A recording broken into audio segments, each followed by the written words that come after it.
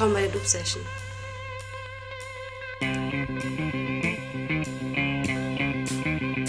Sieh, ich bin Backpacker, pack zusammen, desertiere an der schlechten Wetterfront. Der Roboter reicht, zieh mir den Netzstecker. Ich brauch den Kopf wieder frei von Terminen in Excel, Dateien auf Mac-Rechner.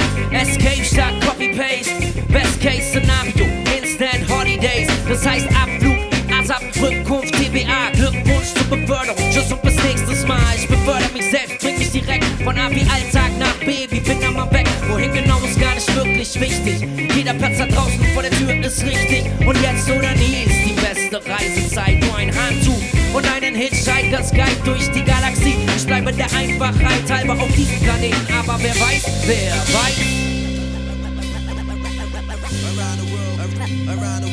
Around the world with a catalog of rap songs.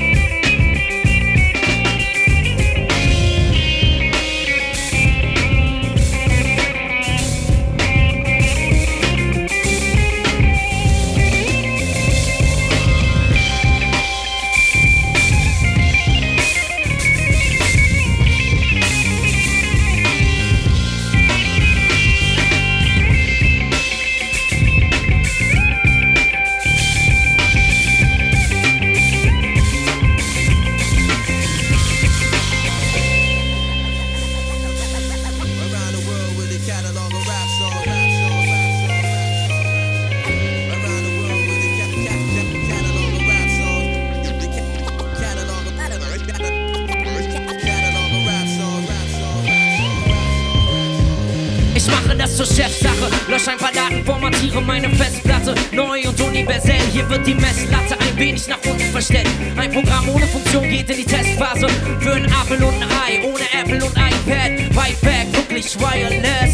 Dieser Steve kann seine Jobs behalten. Keine neuen Versionen, mit etwas Glück laufen auch noch die alten.